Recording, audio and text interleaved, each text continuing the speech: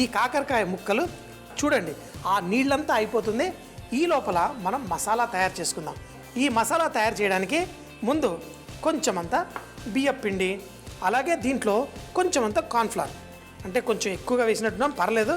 దీంట్లోనే మనం మిగతావన్నీ వేసుకుందాం. ఇందులో కొంచెం పసుపు, ఇక మీ ఇష్టం, మీకు నచ్చిన పొళ్ళు, ధనియాల పొడి. నేనేంటంటే ముందుగా అసలు మామూలుగా జీలకర్ర పొడి, ధనియాల పొడి వేసి వంటలు రుచిగా చేయగలిగితే మీరు వేరే మసాలాతోటి చాలా ఈజీగా చేయగలుగుతారు. మరి ఇందులో మనకు కావాల్సినంత కారప్పొడి, ఇందులో కొంచెం అంత ఫ్లేవరింగ్ సాల్ట్, ఇది ఆప్షనల్, మీ దగ్గర ఉంటే వేయండి. దీంట్లో మనం కావాల్సినంత ఉప్పు వేసేసుకుందాం. చూడండి కొంచెం ఉప్పు వేసి ఇలా కలిపేసుకుందాం.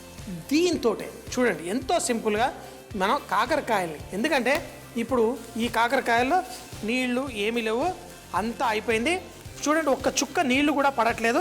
పిండి పైన వేసేసుకుందాం. వేసేసుకొని ఇప్పుడు ఈ పిండిలో ఈ కాకరకాయల్ని ఇలా దొర్లిద్దాం. దొర్లించి ఇప్పుడు వీటిని మన వేడి నూనె రెడీగా ఉంది, అందులో వేసి ఫ్రై చేసేసుకుందాం. ఇలా చక్కగా దొర్లించాం. కానీ దీంట్లో ఎక్కువ పిండి లేకుండా మనం ఫస్ట్ మన కాకరకాయల్ని ఇలా చక్కగా దులిపేసుకుందాం.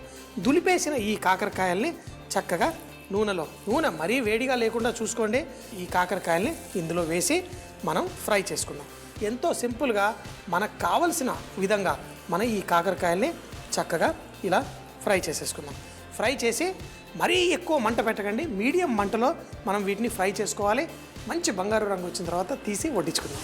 నేను చూపించిన విధంగా మీరు కాకరకాయని ఇలా పుల్లల్లా చేసుకోండి.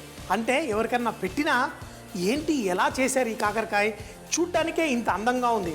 సో దాని తర్వాత మళ్ళీ ఈ చికెన్ 65 అవి చేసుకున్నప్పుడు ఇలా కరివేపాకు తీసి దాన్ని కూడా ఫ్రై చేసి వేస్తారు కదా, అలా దాంట్లో కరివేపాకు కూడా వేసుకోండి. అంతా రెడీ అయిన తర్వాత ఇప్పుడు మన ఈ కాకరకాయ, కరివేపాకు రెండు తీసి మనం ప్లేట్లో ఇట్లా వడ్డించేద్దాం. ఎలా ఉంది చక్కగా కరకరలాడుతూ. మనకి ఆ ముందు కొంచెం పంచదార వేసి మనం కుక్ చేసాం. ఎందుకు చేసాం?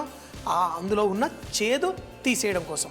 ఇప్పుడు ఇవి ఆ చేదు, ఆ తీపి, ఈ మసాలా అంతా కరకరలాడుతూ ఇలా మీరు వడ్డించండి. ఇలాంటి కాకరకాయ ఎవ్వరు తిన్నాము అని చెప్పరు, ఎంతో టేస్టీగా చక్కగా కరకరలాడుతూ భలేగా ఉంటాయి. చూడండి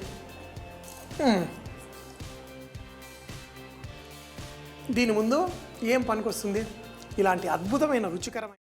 అమ్మా, అలాంటి వాళ్ళది నిజమైన ప్రేమ కాదు, అది వ్యామోహం.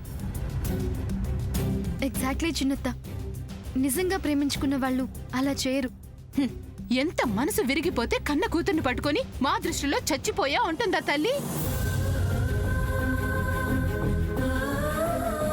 అది సరే అమ్మా, తన కూతురుతో తన మాట అనేటప్పుడు ఆమె మాటల్లో వ్యథ, కళ్ళల్లో బాధ గమనించావమ్మా?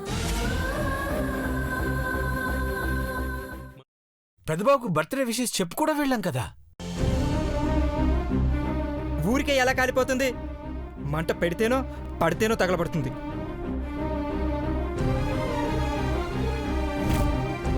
కరెక్ట్ చిన్నబాబు, నీకొచ్చినట్టే నాకు డౌట్ వచ్చింది. పార్వతే షర్టును తగలబెట్టిందనుకుంటా.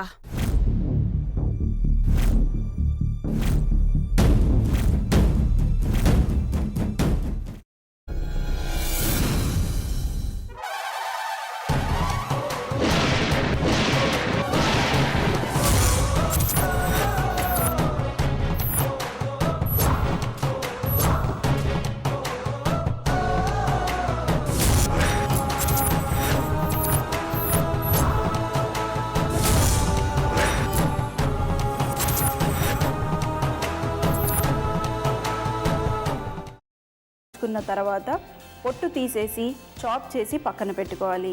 ఒక ప్యాన్లో కొద్దిగా నూనె వేడి చేసి అందులో ఆవాలు, మినప్పప్పు, శనగపప్పు, కరివేపాకు, సన్నగా తరిగి పెట్టుకున్న ఉల్లిపాయలు వేసుకుని 1 నిమిషం పాటు వేయించుకోవాలి. ఆ తర్వాత కాల్చి కట్ చేసి పెట్టుకున్న వంకాయని కూడా అందులో వేసుకుని బాగా మిక్స్ చేసి బౌల్లోకి ట్రాన్స్ఫర్ చేసుకుని అందులో తగినంత చిక్కటి పెరుగు లేదా పల్చటి పెరుగు వేసుకుని మిక్స్ చేసి అన్నంతో కానివ్వండి, చపాతీతో కానివ్వండి సర్వ్ చేసినా చాలా బాగుంటుంది.